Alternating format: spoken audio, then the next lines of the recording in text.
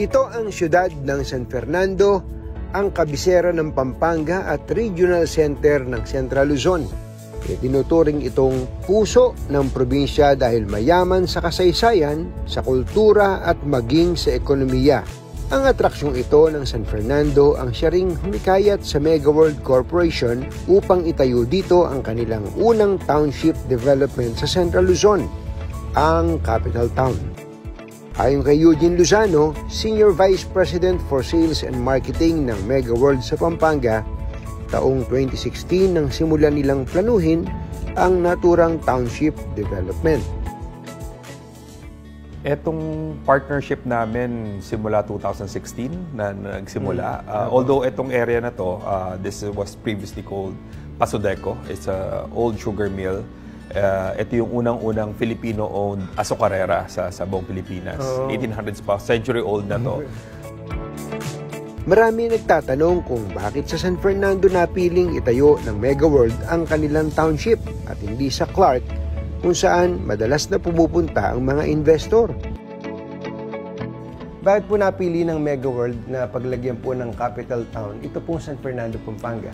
Our chairman, Dr. Andrew L. Tan, vision niya palagi to bring the progress and opportunities in strategic locations. Yes. Kasi right now, lahat nandun na sa Clark, all the developments, offices, hotels. So, ang vision niya palagi is ilalagay niya or ilalapit niya sa ibang lugar para mas reachable.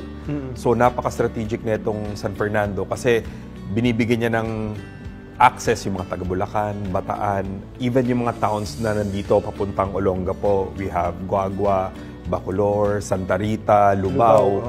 So instead of them pupunta ng Clark or Angeles, which is more than an hour away, nilapit niya yung trabaho, opportunity, yung ganitong klase ng lifestyle. Ayon kay Eugene, ganito rin ang naging formula ng Mega World sa Eastwood, Quezon City, ang kanilang pinakaunang township na naging game changer sa larangan ng real estate development. Decades ago, ang boom ng mga business districts are Ortigas, BGC, and Makati. So, very similar to his vision here. Instead of bringing yung mga tao dati, instead of pumunta ng Ortigas, ng Makati, nilapit niya sa Marikina, sa Quezon City, saka sa Antipolo, yung Eastwood. Isa pa sa mga tumatak na township ng Mega World ang Iloilo Business Park na siya ngayong bagong Central Business District sa Iloilo. Iloilo Business Park, dating old Iloilo Airport. 10 years ago, I don't know kung nakapasyal kayo dati, more than 10 years ago, talagang siya, very sleepy town. So iniisip din nila, paano kayo magkakaroon ng opportunity na mabuhay yung ganitong lifestyle o ma-introduce yung parang Eastwood na lifestyle. Sabi namin, ang formula dyan is you have to ipasok mo yung BPO. Pag nagkaroon ka na ng employment opportunity, nagkaroon ka ng BPO opportunity sa loob, mag-iiba yung lifestyle ng mga tao. Even yung spending power nila tataas. And true enough, ngayon, makita mo, buhay na buhay, yung tourism, buhay na buhay. Tulad po ng Iloilo Business Park, plano ng Mega World na itong capital town ay maging susunod na Central Business District dito po sa Central Luzon. Alam nyo ba, 250,000 o 250,000 mga trabaho ang inaasahang malilikha sa township project na ito ng Mega World. Ito po'y bahagi ng advokasya ng kumpanya na magbigay ng maraming oportunidad sa ating mga kababayan. So, lahat to, pag napasok natin yung BPO, first BPO office namin under construction na right now. Itong Pasodeco Tower, nasa tapat natin. Ito na yung mag-i-start yung sinakasabi naming formula na pagka tinaas mo na yung antas ng spending power ng mga tao, nagbigay ka ng additional opportunity ng trabaho, then eventually mag-level up na lahat yung lifestyle. Ang dami namin nakukuhang interest, actually very big interest are coming from the BPO sector na maglagay ng headquarters dito sa Capital Town, Pampanga. Especially connected siya dun sa North Rail, meters away. Mga gaano kalayo yung ito? I think 500 to 700 meters. Pwede walking distance. May sukat na 35.6 hectares. Matatagpuan sa Capital Town ang residential areas, mga opisina, sinihan, restaurant, malls, museums, at marami pang iba. Magkakaroon kami ng hotels dito.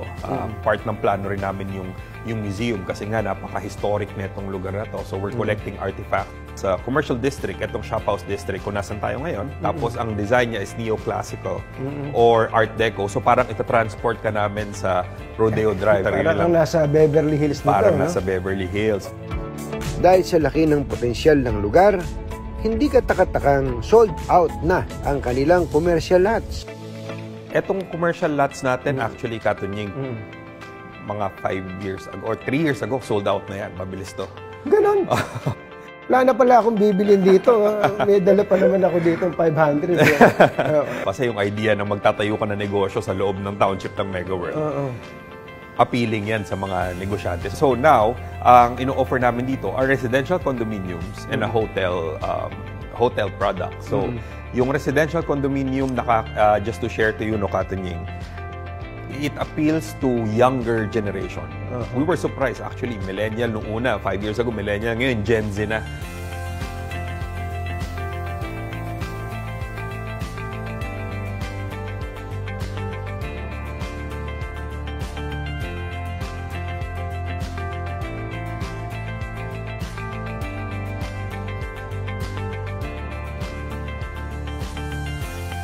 Ang natutuwa kami kasi yung mga Kapampangan, Gen Z and Millennials, nakikita na nila na gusto nila yung ganitong klase ng lifestyle. Parang uptown, parang Eastwood. Pero dito pa rin sa probinsya nila. Yes. Malapit sa pamilya nila. And second, nakikita rin namin yung pasok ng bumibili sa amin ng condominium, mga 2-bedroom, mga napaplano na nila yung retirement nila dito, but hindi na nila ma-imagine yung sarili nila sa malaking bahay. Magda-downsize sila to a more safer, mas 2-bedroom na mas secured, mas maliit, mas accessible lahat.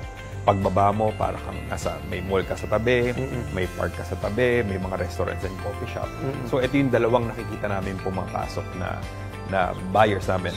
OFW yun, malakas. Yung retirees, isa yun. Isang malaking market namin talaga OFW. Kasi nga, gusto nila kung mag-retire na sila dito sa Pilipinas. So yun. And may isa kaming produkto na mas enticing talaga sa mga OFW, which is yung hotel namin, yung Savoy Hotel. Bukod sa mga building, marami ring open spaces sa capital town. Meron pang rainwater park at narito rin pala ang pinakamalaking McDonald's. Yun nga pala, ba't nyo ba dito inilagay itong pinakamalaking McDonald's? Kasi nga, yun nga I think yung mga Kapampangan, they deserve something big, something beautiful. It's something na pwede nilang i-claim na ipagyabang na dito nilagay ng McDonald's yung pinakamalaki in their province. Saludo ang Mega World sa ganda ng kasaysayan ng Pampanga at sa mga kabalen na hindi lamang magaling sa pagluluto. Galing sa serbisyo, yung pag-accommodate, hospitality ng mga Kapampangan. So, yan ang inspiration namin when we designed this.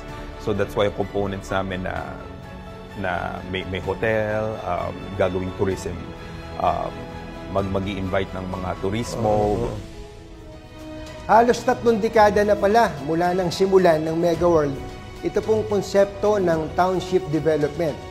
At mula po noon, napakadami ng mga komunidad na nilikha. Very aggressive po ang Mega World dito.